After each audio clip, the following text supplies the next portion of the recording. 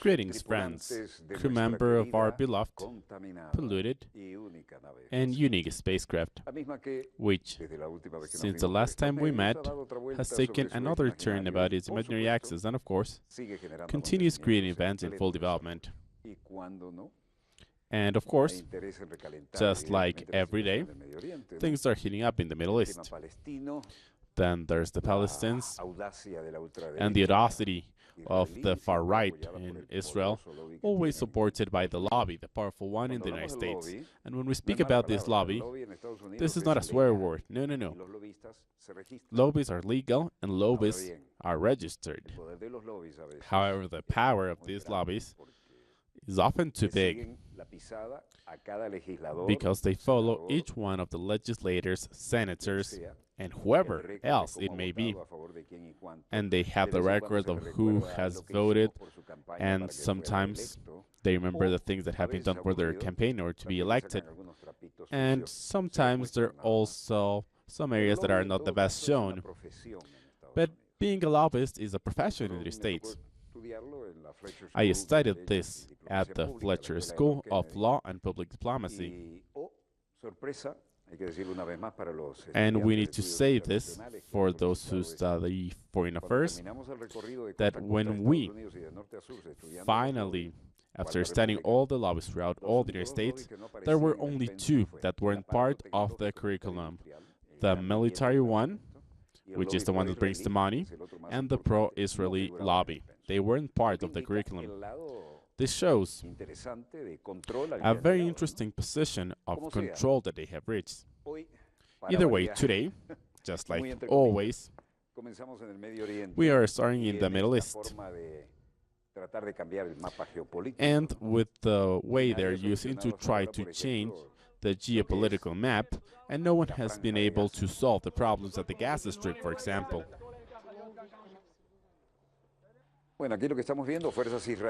Well, here, Israeli forces have destroyed the houses of the Bedouins in the West Bank. They request Palestinians to be kept aside. Israeli forces moving some metal plates to a truck so that they are unable to rebuild the houses they have been destructing. Palestinians protest and they sing with the words, "God is great." Forces of Israel once again dismantled different houses built by protesters of Palestine in Hag al-Ahmar, a Bedouin people in the West Bank that has been programmed for its demolishment. So, of course, they do whatever they want. They tell them they don't have a right to live there. Witnesses from Reuters stated that the forces of Israel reached the alley and then started tearing down these houses without touching the Bedouin camp, which is part of international suspects. A spokesperson stated that did not have any information to provide at that moment, and Hag al-Ahmar is now at one of the sides of the road that goes from the West Bank to the Dead Sea.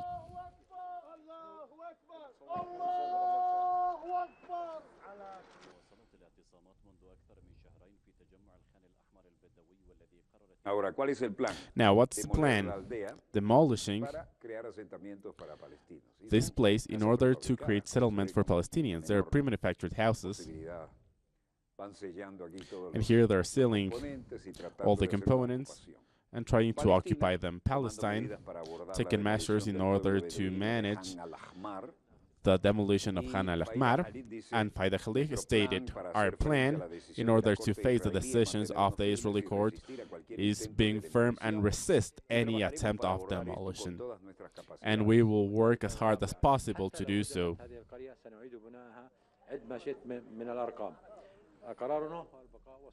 Jamil Berghouti, representative of the Resistance Committee to the wall and the settlement, a wall that was created by Israelis in order to separate themselves, and the settlements that are against the United Nations.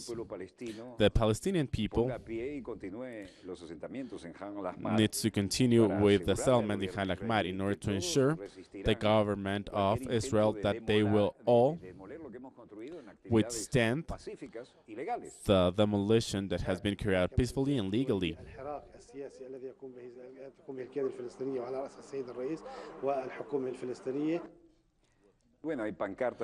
So there are signs stating will not leave you in peace. Some others resistance to the decision of the Supreme Court. This is part of the resistance to Khan, while the popular resistance is activated on the series of events. China requests the authorization of the WTO in order to impose sanctions against goods coming from the United States. This is the retaliation that we told you about. Trump screwed up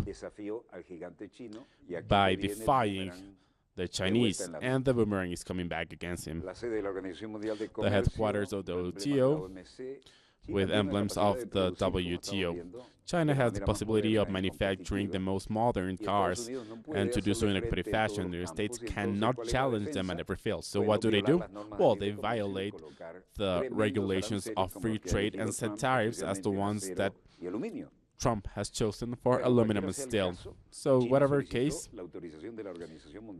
China requests the authorization of the WTO in order to impose commercial sanctions for $7 billion to the United States on American goods that can be exported as the result of the lack of fulfillment of the United States of the resolution of the WTO. China welcomes the invitation of the States for new talks on trade, and Geng Shuang, the spokesman for the Ministry of Foreign Affairs of China, today said,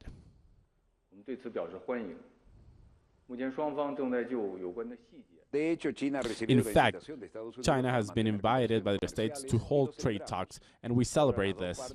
Now, two parties are communicating about all details related to this, and China believes that the escalation of the commercial conflicts is not good for any of the parties. Negotiation teams from both countries have kept in touch with different channels of communication about topics that concern them both ever since that talks started with the vice ministers in Washington during the last month.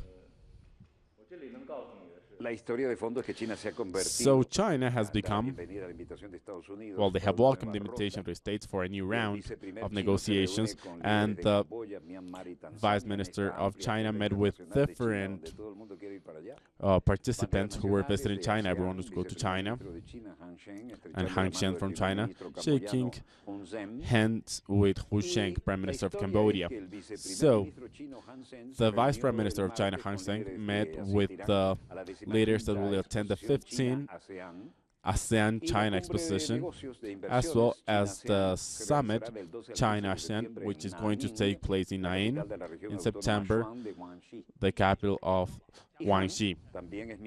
Han is also a member of the Permanent Committee of the Political Board of the Central Committee of the Communist Party of China, and welcomed foreign leaders by stating that China is ready to work for the member states of the Association of Nations of the Southeast of Asia, this is the ASEAN, and to celebrate the 15th anniversary of the establishment of the Strategic Association between China and ASEAN as an opportunity to strengthen coordination, to deepen cooperation in a pragmatic way, and also contribute to the construction of a community with a shared future for China and the ASEAN as well. This would mean a very big bloc, which should have Trump very concerned. Sometimes Hussein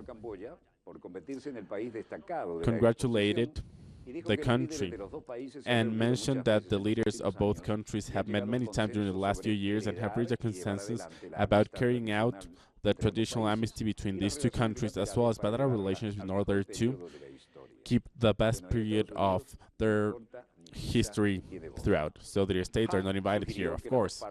Han suggests both parties to take advantage of the 60th anniversary of their diplomatic relationships as an opportunity to intensify the exchange of high level, as well as accelerate the synergies of their strategies for development, and to jointly build historic milestone, which is the Belt and the Route, and expand pragmatic cooperation in order to solidify joint operations and carry out also joint operations in order to create a community that will have an importance planet-wise in a shared future for both countries. Hussein stated that Cambodia gives a great importance to this talk and is honored to be the most important country here. He expressed his gratitude to China for the economic development of Cambodia. Xi meets with Abe for the framework of the Russian Economic Forum. And here we have two very, very big powers. An ongoing meeting. There are different arguments by both parties. A lot of respect. This is what usually happens in Asia.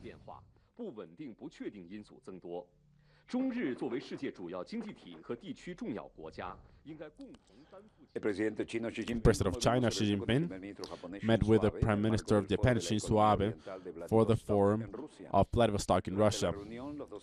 During the meeting, they both agreed to strengthen bilateral relationships, and Abe stated that he wants to travel to China in October.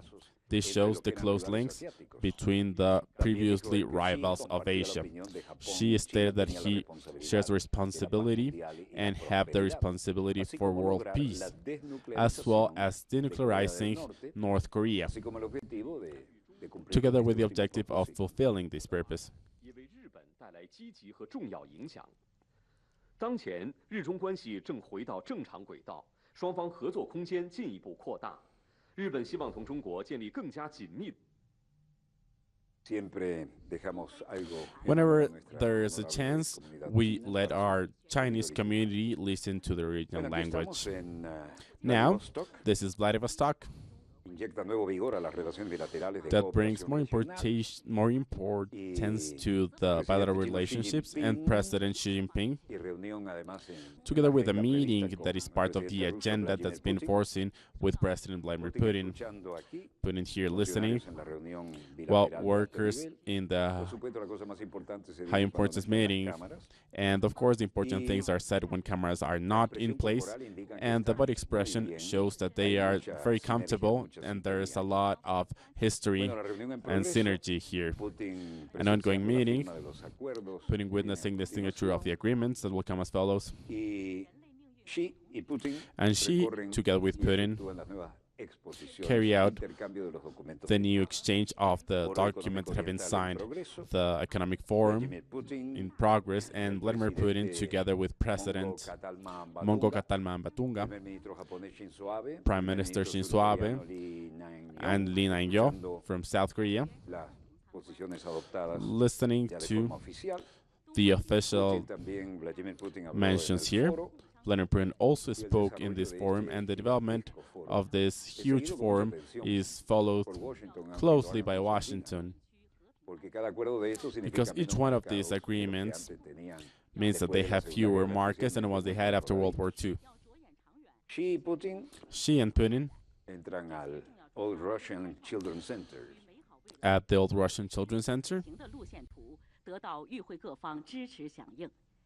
普京总统邀请出席远东杯国际帆船拉力赛颁奖仪式，支持中俄加强体育人文交流。Institutional presidents, and there were some intellectual contests as well. And the meeting between Xi and the president of Mongolia, on course, attendance of members from both countries, and a meeting with the Prime Minister Abe, who was speaking to the attendees. During the 30-hour attendance at Vladivostok, she attended the forum and spoke to Vladimir Putin, as well as meeting with other leaders of the region. One stated that the visit has created more dynamism to the meeting and has created new perspectives for regional cooperation, as well as providing more vitality to bilateral relationships. First, spoke about the exchange and spoke about strategic collaboration between countries. A close contact between the presidents of China and Russia are the engines for development of bilateral relationships, as emphasized by Wang. It is important to say that it was the 7th visit of Xi to Russia as Chinese president, Attending the EF, Wang stated that it followed the tradition of having a mutual support for the celebration of important events as these. Both leaders held the third meeting in 4 months, creating the future of their two countries. Russia and China agreed to continue with subnational cooperation. Xi Jinping, President of China, Vladimir Putin, and the President of Russia sitting down here. Relationships are spectacular by now. So Xi Jinping and Vladimir Putin called for subnational promotion in order to foster bilateral relationships and create benefits for both peoples. Both presidents attended this roundtable on real cooperation between both countries in the 4th Economic Oriental Forum that has taken place since Tuesday until today. China and Russia are the biggest countries and the most important partner for coordination with common interest, and she stated that they together want to get rid of challenges from the outside, but also fostering cooperation and deepening integration of the interests of both parties.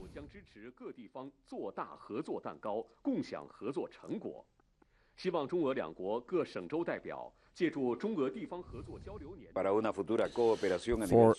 future subnational cooperations, the Chinese president proposed for local governments to strengthen their planning and coordination in a general way, as well as optimizing policies, create more associations, and create the best environment as well as the conditions so that companies of both countries can invest in these regions of other countries as well. He also called for the innovation ideas of cooperation by widening these areas and using platforms and mechanisms for cooperation, just like investigating new ways and how to progress with cooperation mainly regionally. She also requested local governments to continue with their complementary advantages and to foster more precise ways for cooperation, as well as create highlights for this perspective. He also called to increase personal and cultural interest by fostering the dominance for cooperation, promoting institutional exchange as well as regular exchange in cultural areas, as well as tourism, sports, education, and the media. She stated that the moment is appropriate for both countries to strengthen this regional cooperation because himself and Putin have agreed to appoint 2018 and 2019 as the official years for cooperation and local exchange between China and Russia. So a lot of information to swallow.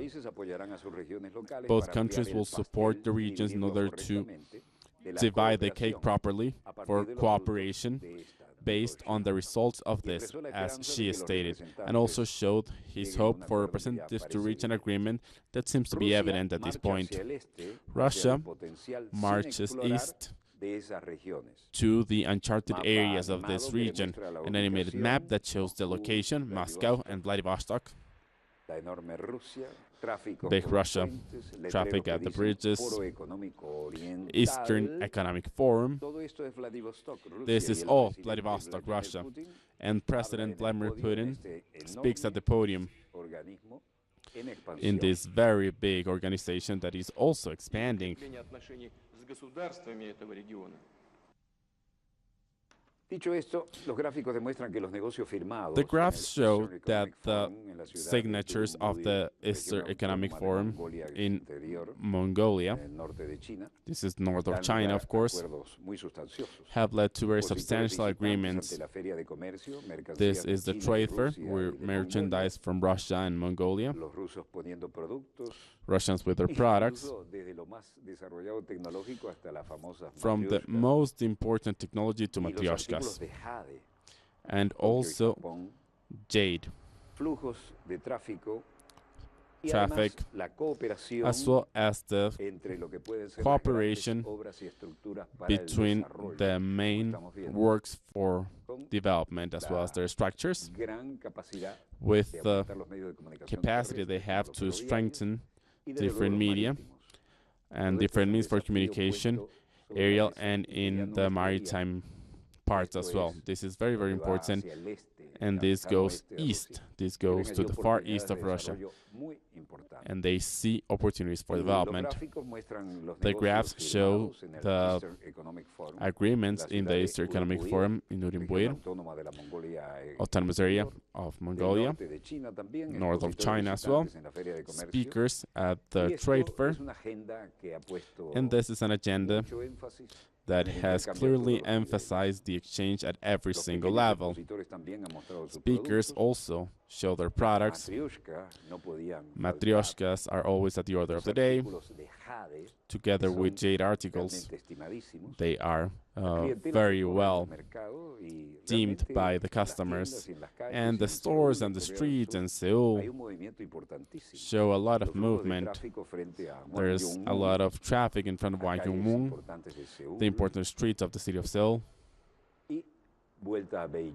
and back to Beijing, where there's an unstoppable effort for development opportunities, and they try to be oriented towards the Pacific. A screenshot of this article show how these things are doing. This is something that needs to be shared with the members of International Exchange. Numbers are clearly optimistic. There were 20% in 2018, and their attempts continue and they become realities as well. This gives us an idea of how things have changed. The exponential leap during all these years, with all the intensity required in order to progress. Ports now are completely different. The structures seem completely different and from their wall than the one we visited in the 70s. This is the Kremlin right now. The pictures show the events taking place. Provocation of the United States could be related to this. This is the Eastern Economic Forum.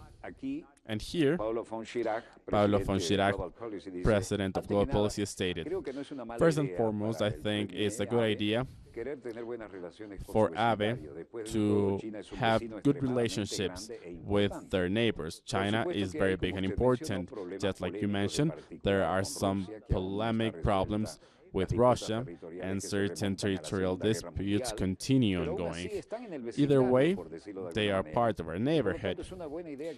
So it's a good idea for them to participate. Clearly, South Korea also has an interest in the good relations with China, provided the influence of China with North Korea. Xi Jinping shaking hands with Shinzo Abe, there for the picture, and then other government workers there. Vladivostok, Russia, where she is speaking in the plenary of the conference, and President Vladimir Putin, together with the President of Mongolia, and Paulo von Schirach stated, if the decisions of President Trump, trying to look for a contention with all of them, don't stop, and if we don't try to interact, then Telecan, which is the discussion between Mexico and Canada, and the United States, of course. There's also China. If the United States have resigned to their leadership and to free trade, then others will also do so. Speaking directly to Trump, who continues doing what he wants. Washington, United States, the Capitol, and of course they understand what's happened. 5 people were killed in California States. Police vehicle, as well as other vehicles. There, policemen speaking to the people, the sheriff of the current county, who provided his statement by adding, certainly there's a connection between all these deaths. You don't go to a residence just by chance or randomly. You know that there is an interest, and that's why there is a connection with it, and I use money with all these stakeholders. That's why they decided to attack that place in particular. Police officers and other people behind the police line, the building where the event took place, And the sheriff of the current county stated, if this is everything that we have, then people were called from all the divisions of the organization. As we learned what was the seriousness and the number of people, 6 people shot to death in a single incident. Shot and killed in one incident. So a gunman killed 6 people in a shooting in California before killing himself, according to the police. The person first killed his wife, a man in Bakersfield in California, according to the sheriff, and a press conference added this information. Then another person of the transportation company was followed before being shot to death in a sports shop and then killed 2 other men in a residence. Then stole a vehicle and then killed himself. This is what usually happens. Jim Carrey, Canadian actor, declares himself as a socialist. Pay attention to these. He was invited to an HBO show where there was an interview that showed his perspective politically. So, socialism in Bill Maher's show, living under socialism when he was young, and the Canadian actor was invited to the HBO show, where the interview showed that his perspective politically was saying yes to socialism. He said this publicly. Bill Maher, the host, felt a little bit uncomfortable by this. This comment came after Bill pointed out that Republicans criticized socialist Democrats and progressists and quoted Venezuela as an example. Use Venezuela as an example. This program is in throughout the state by defending their ideals and perspectives, but also requesting them to embrace the attacks of the Republicans. He invited Democrats to say, and I quote, "I never expect anything from them. I have chosen my own doctors." He also stated that the government of Canada is concerned about the citizens of their country and added that Canadians are very nice. Well, this is salt on the wounds. But thank you, Jim Carrey, for this honest comment. And about this, it's time to continue with a break. And in the meantime, my 3 satellite monitors don't show any other information that we haven't said so far. If not, we'll let you know immediately. We'll be right back. Stay where you are. We'll be right back. Stay where you are.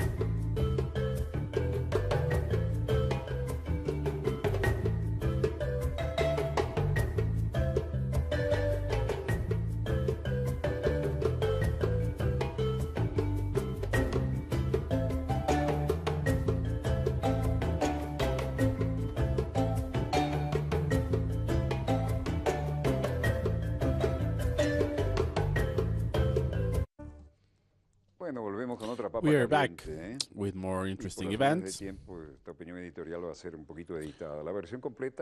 I'm not going to read the full version of this, but you can get all of this in NewYorkTimes.com/es. You're going to see why we have added this. It's extremely interesting. Each image that you see here are historic moments that we have seen. The United States should be involved in coups. President Trump, please don't interfere in Venezuela. So Trump's government will not support the leaders in Venezuela that want to overthrow President Maduro. But Donald Trump and his advisors have decided for the right thing, but with the wrong reasons, the lack of trust, that conspirators would be successful in a risky operation, but not the concern of the ideas of an intervention itself. Do you understand how twisted this argument is? Americans discussed the possibility of helping the possibility of overthrowing President Maduro. This happened along 3 meetings held during the last years with rebel leaders that started the contact, as reported by whom? By the New York Times on the weekend. But holding different talks with them seems to be a collaboration, and it's a piece of news that was eventually going to be leaked, and it happened. Even if Trump is tempted or act with the military, as certain statements suggest, the president should consider the sad events of the United States in America Latina.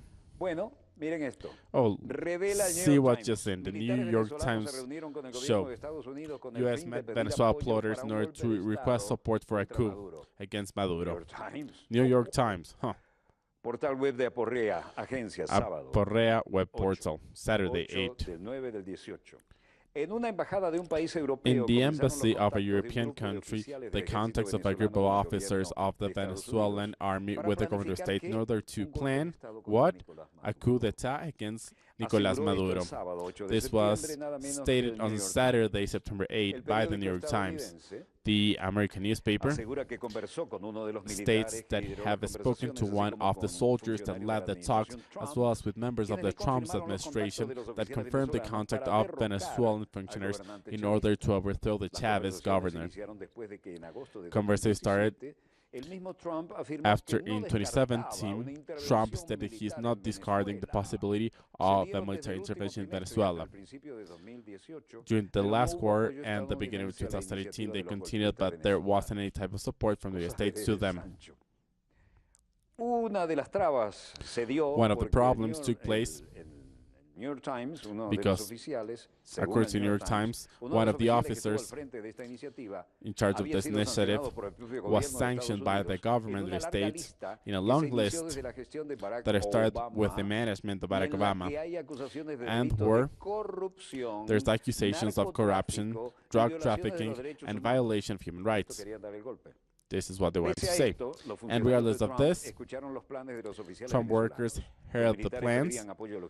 They requested logistic support as the provision of radios to communicate without being discovered in Venezuela, but they didn't have the support they required.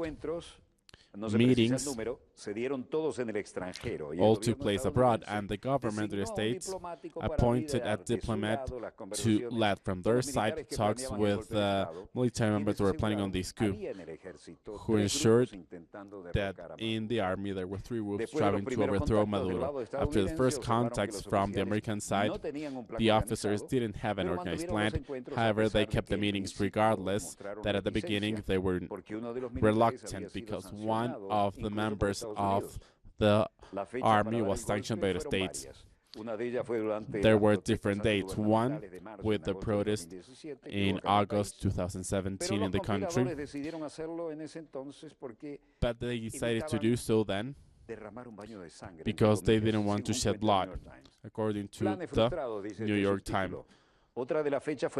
So another date was March 2018, overthrowing Maduro in order to create a transition government while elections were going to be called. But as the date changed, this was postponed after this plan was leaked. The apprehension of different military groups also was against the date. On May 20th, day of the elections, where the Electoral Council spoke about the victory of Nicolás Maduro for his second term. The president said that different officers had been apprehended due to plotting against his government with the support of course, Colombia, the brother country of Colombia. We have 5.6 million Colombians living here, and we treat them as brothers. We give them free health, free education, as well as housing. The president said, after his victory, that different officers were apprehended for conspiring against his government with support of Colombia, with Juan Manuel Santos and Donald Trump in the States. What do we have here? Why midterm elections are important in the States? In November, the Chamber of Representatives are going to hold elections, was 1/3 of the Senate.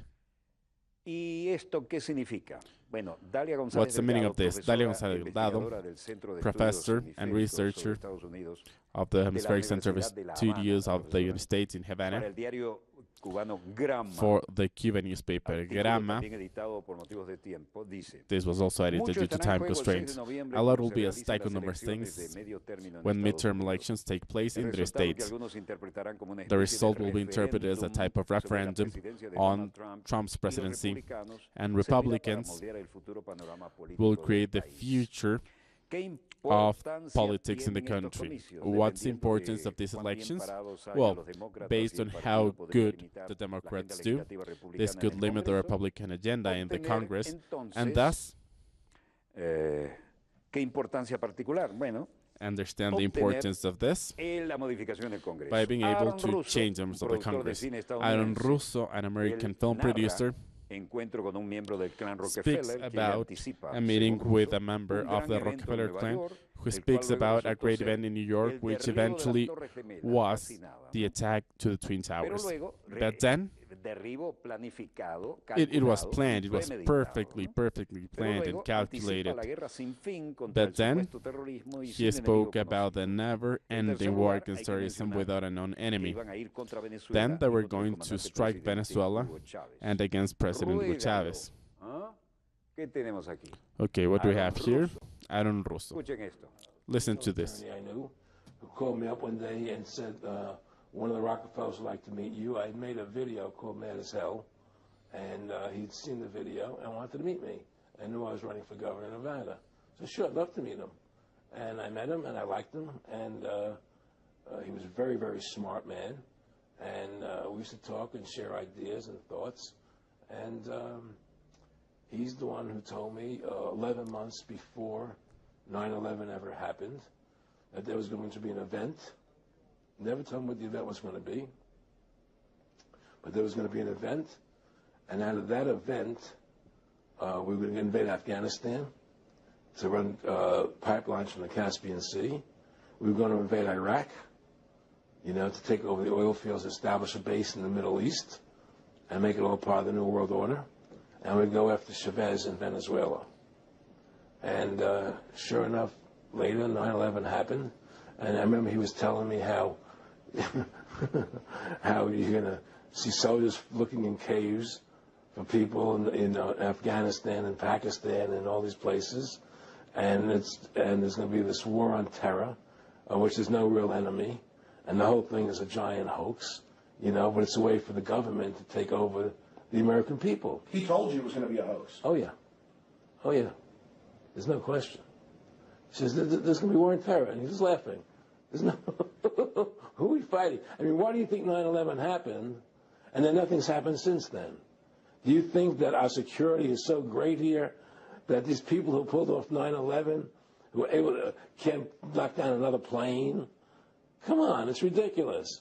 9/11 was done by people in our own government and our own banking system to perpetuate the fear of the American people and to subordinating themselves to anything the government wants them to do. That's what it's about, and to create this war, this endless war on terror. And that's why and that was the first lie. And the next lie was going into Iraq, you know, to get Saddam Hussein out with his weapons of mass destruction. That was the next lie. Now, specifically, this was a little over 6 years ago.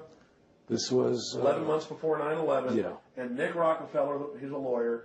He's become your friend over the previous years, and he's saying to you that there's going to be this big event, and then out of that we're going to have a war on terror, and it's just going to go on and on. Right, an endless war on terror without any real enemy. But you can never define a winner. And did he say that it's going to be perfect because you can't define an enemy? It just goes on and on? Yeah, because you can't define a winner. There's no one to beat, so it goes on and on forever.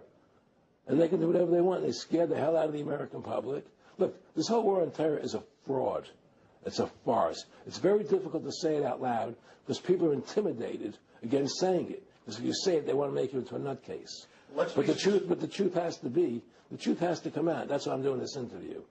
The fact of the matter happens to be that the whole war on terror is a fraud. It's a farce. Again, there's a war going on in Iraq because we invaded Iraq.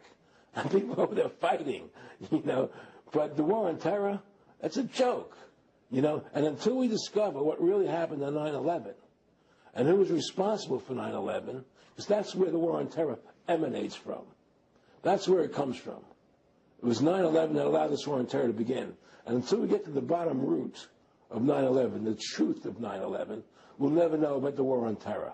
Aaron, you said that about 10 days after 9/11, I went through the Pentagon and Atención a este general de alto rango, To Wesley this Clark. general, Wesley Clark. went downstairs just to say hello to some of the people on the joint staff who used to work for me. And one of the generals called me in. He said, "Sir, you got to come in. You got to come in and talk to me a second." I said, "Well, you're too busy." He said, "No." He says, "We've made the decision. We're going to war with Iraq." This was on or about the 20th of September. I said, "We're going to war with Iraq. Why?" He said, "I don't know." He said, "I guess they don't know what else to do." So I said, "Well, did they find some information connecting Saddam to Al-Qaeda?" He said, No. He says, "There's nothing new that way. They just made the decision to go to war with Iraq." He said, "I guess it's like we don't know what to do about terrorists, but we've got a good military and we can take down governments." And he said, "I guess if the only tool you have is a hammer, every problem has to look like a nail." So I came back to see him a few weeks later, and by that time we were bombing in Afghanistan. I said, "Are we still going to war with Iraq?" And he said, "Oh, it's worse than that." He said, he reached over on his desk, he picked up a piece of paper, and he said, I just got this down from upstairs, meaning the Secretary of Defense's office today, and he said, "This is a memo that describes how we're going to take out 7 countries in 5 years, starting with Iraq and then Syria, Lebanon, Libya, Somalia, Sudan, and finishing off Iran." Bueno, había que cambiarle el mapa geopolítico Well, al they Medio Oriente. needed to change the geopolitical map in the Middle East. Had there been no oil there, it would be like Africa. Nobody is threatening to intervene in Africa. The problem is the opposite. We keep asking for people to intervene and stop it.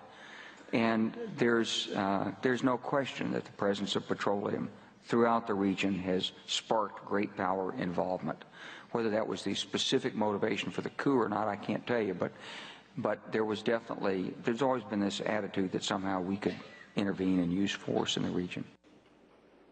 Bueno, rueda de prensa Okay. habitual en la Cancillería The china. press conference Dan la in bienvenida the al viaje Chinese de Ministry Maduro of a Foreign China. Affairs. Portavoz del They Ministerio welcomed the del Exterior, visit of Yang Maduro. Xuan. Yang Xuan, spokesperson of Foreign Affairs, stated, "Recently, President Nicolás Maduro has fostered actively economic reforms, and there's been a positive answer of society to these. I think that Venezuela is constantly developing, and this is in the best interest of all of us." 中方相信委内瑞拉政府和人民 China tiene fe en que el China pueblo y el gobierno believes venezolano podrán manejar sus that asuntos the internos people dentro and del marco Venezuelan legal. government will Venezuela handle es el socio matters in the estratégico legal integral de perspective. China, Venezuela con fuertes is a lazos strategic comerciales. partner, and Y they esta have visita a del strong presidente Maduro es links with beneficiosa para la China. So confianza this mutua visit de is ambas very partes, beneficial for mutual para trust from both impulsar parties e in order to impulsar la foster cooperación y ampliar los lazos entre los dos cooperation and países y widen promover the el links between both desarrollo de countries, as well as Venezuela. promote the development of Venezuela. The Ministry of Foreign Affairs stated that Maduro is traveling to China due to an invitation of Xi Jinping and will stay for the weekend. Here,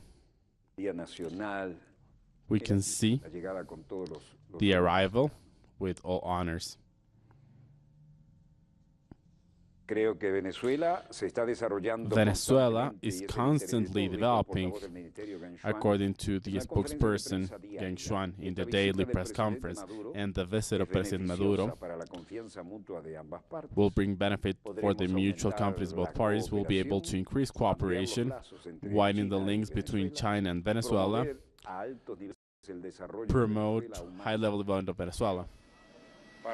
I have great expectations to continue fostering the strategic relationship with the People's Republic of China in every field: geopolitics, the common fate between China, Venezuela, the humanity as well as fostering energy investments, economic investment, trade, financial successful relations we have held. So in general terms, what a model that we have created of relations between China and Venezuela. We have great expectations for this, but we're also very happy to visit China once again.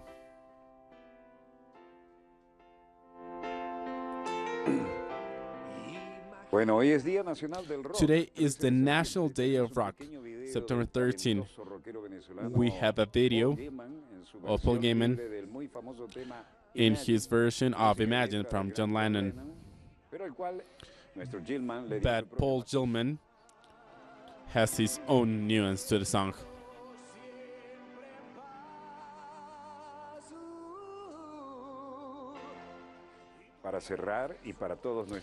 In order to close, and to all viewers wherever you may be, but in particular to those who like this genre,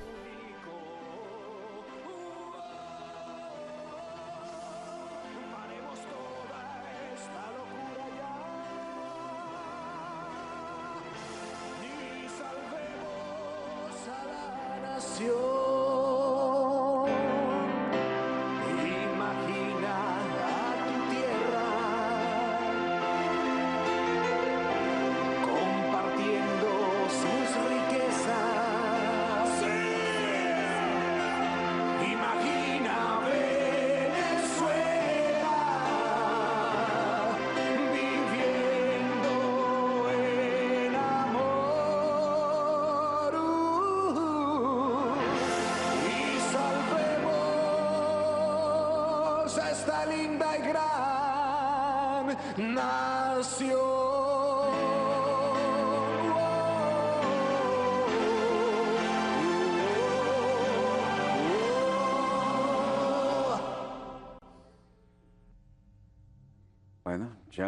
Well, John Lennon, his progressive positions were very costly for him. And this, of course, created an era.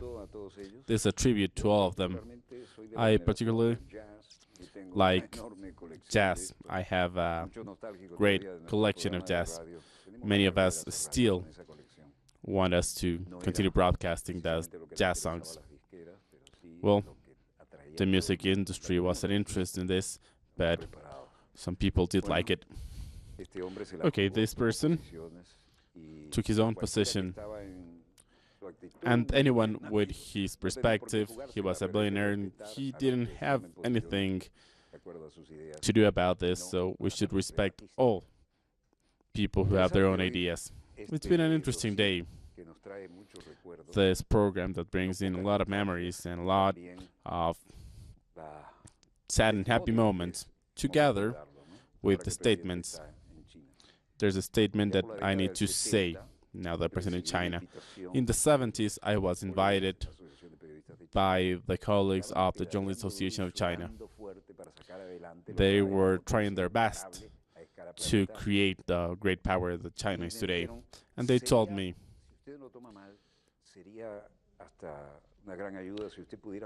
it would be very, very useful if you can pay for your own ticket. And it was one of the most beautiful trips I've taken in my life. It was a cultural investment. It was a huge one. and I had the chance to see the factories where they worked. This was a statement that I have said previously, but I am proud to say, and I say it again. People would stop. I saw this happening in factory manufacturing fabrics. So in the same place where they were working, they would have a 15 or 20 minute break, eat a bowl of rice, and continue working. This is how they built this unstoppable power, the avenue of eternal peace. At the first hour in the morning, there was a tsunami of bikes, everyone riding their bikes to work. No contamination, a lot of exercise. And around 5 or 6 p.m., the same thing, but coming back home. I saw this, I witnessed this. They stopped the work, just ate a bowl of rice, and they continue working. Now, the last time I visited China, I was invited by the president as well. I no longer saw bikes, but I saw cars, state-of-the-art cars.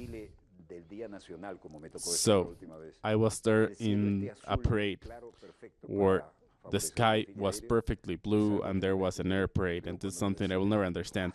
But they want to do things, they do. And, well, being in Tiananmen Square, that very, very big square, one of the biggest in the world,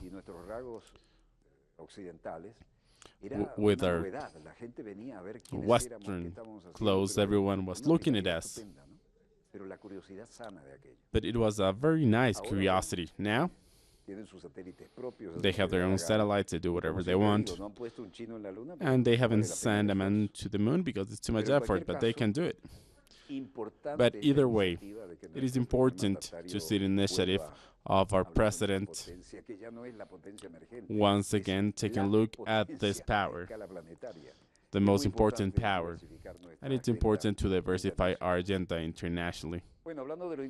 Well, and speaking about international affairs, where it may be, in any place of our beloved, polluted, and unique spacecraft, we do not have any lifeboats. Thank you for allowing us to be there with you. If you're watching this show on Telesur, you should know that this program is not owned by Telesur. It is created in TVN5 in Charneca, where I started with the only satellite that we had. So there was a satellite in Prados del Rey, and then we got it here. Some students requested this to be told again. We were the first ones in this hemisphere to get information from a satellite daily. And the internet was a military secret back then. So we had just a menu of all the things that this satellite could bring. It arrived at 10 a.m. But at 2 p.m., when the satellite brought the information from Europe, half of the show had already changed. So we needed to be brave enough to identify, translate, and comment the things that we have here. Sometimes it was 30, others it was 60%, because there were news happening at that moment. It was so important that I remember that some very famous photographers of the golden era of journalism would go to Charneca. Then they became my colleagues in El Nacional. It was part of my school. I respect this and salute them. And then they took pictures of our black and white monitor, because the images that we got with the satellite were even better than most modern things that they had, which was radio photo, which they received in each one of the papers. So this is part of journalism. This is the heir of the direct satellite. We were working there, we weren't sitting in a desk, and that was the scene. And in the back, we had the picture of Yuri Gagarin and Betty Tereshko, and of course, Bolivar in the middle of these two. And there were times where we had a lot of information, and every day we brought something new. Today, everyone uses internet. There's a lot of different media that tell you the information, but either way, numbers show that we are still the first, and this is a lot. This means trust, loyalty. And well, the first time that the national TV got an award, and well, it was won by the channels because it was my team. Now we have 9 national awards of journalism and the Simón Bolívar award. I don't want to brag, just so you know how much time has gone by. 6 war fronts and being kidnapped by militiamen, and I thank God for all the opportunities that this life has given to me by Venezuela, because other countries don't care about sending people to war fronts as we did before, and we didn't have satellites, so personal statements are very important. So we spoke about the Polisario Front. No one knew about this. And from Abu Nidal, we have looked by the most important terrorist in the world. It was putting our life at stake. And, well, we did. I did this with a person from World News and Report. And also, from the most important terrorist in the world to Mother Teresa, okay? So I would also like to salute the alumni of Colegio Pío of 1855 with the first astronomy observatory of Uruguay, and they also brought meteorology to aviation, and well, this is how it was created. So on behalf of all my team, thank you for allowing us to be there with you. This show comes from Venezolana Televisión, VTV, Victor Tango Victor, air of the channel La Charneca. If you're watching us Telesur, don't send anything there. It doesn't belong to Telesur. It is created here in Studio 3 of Venezuela Televisión. And as producer and host, as well as designer, this is something no longer happens. Even when I had my course, it was a comprehensive producer, because I was able to work a camera, and I was able to design my concept, my studio, and the camera angles as well. And now even the Chinese stand like we did at first. And we'll keep on learning. This was Walter Martinez, producer and host of Dossier. Director, the floor is all yours.